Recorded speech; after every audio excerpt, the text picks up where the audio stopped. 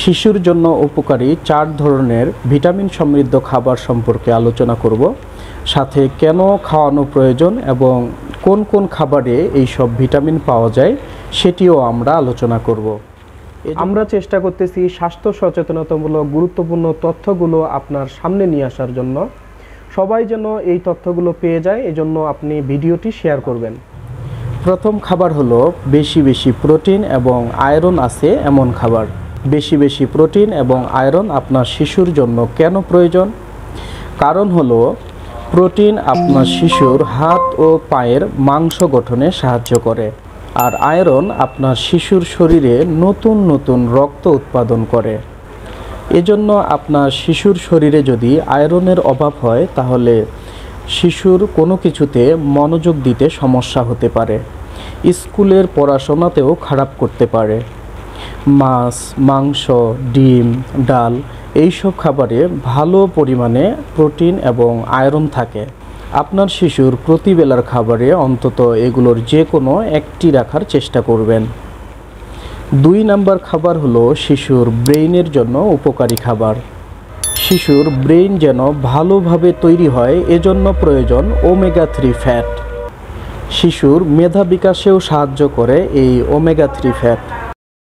কিন্তু এই omega 3 fat আপনার শিশুর শরীর নিজে নিজে তৈরি করতে পারে না। বিভিন্ন রকম খাবার থেকে এই ওমেগা 3 ফ্যাট আপনার শিশুকে নিতে হয়। তাহলে চলুন আমরা জেনে নেই কোন কোন খাবারে এই ওমেগা 3 ফ্যাট পাওয়া যায়।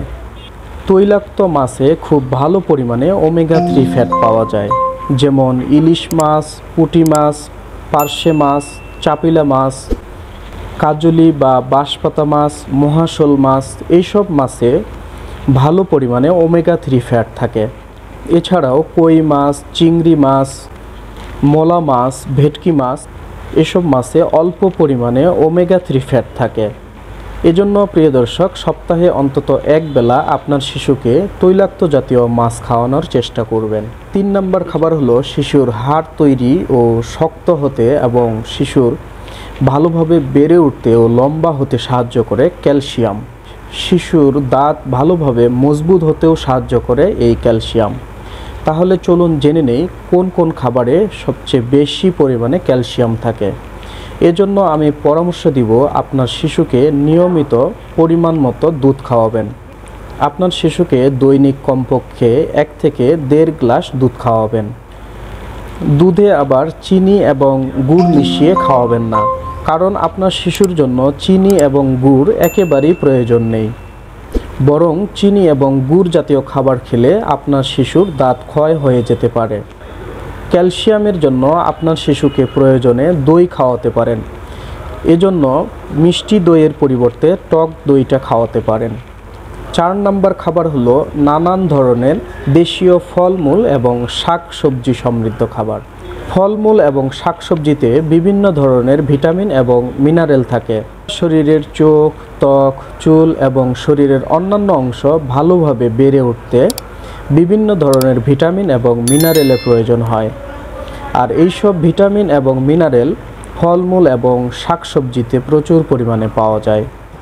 আবার এক এক ধরনের শাকসবজি ও ফলমূলে এক এক রকমের ভিটামিন থাকে। আবার শিশুরা ফলমূল এবং শাকসবজি খুব একটা খেতে পছন্দ করে না। এজন্য আপনি যেটা করতে পারেন, সব ধরনের ফলমূল ও শাকসবজি দিয়ে আপনি একটি ভুনা খিচুড়ি তৈরি করতে পারেন, আর সেটি আপনার শিশুকে প্রতিদিন 1 বাটি করে খাওয়াতে পারেন। শিশুর খাবারের পাশাপাশি আরেকটি বিষয়ে গুরুত্বপূর্ণ, সেটি হলো খেলাধুলা। খেলাধুলা করলে আপনার শিশুর মেধার বিকাশ ঘটে, খাবারের প্রতি রুচি বাড়ে, শারীরিকভাবেও বেড়ে উঠতে সাহায্য করে, শিশুর মনোযোগ বৃদ্ধিতে সাহায্য করে। এজন্য আপনার শিশুকে দৈনিক কমপক্ষে 1 ঘন্টা খেলতে দিবেন।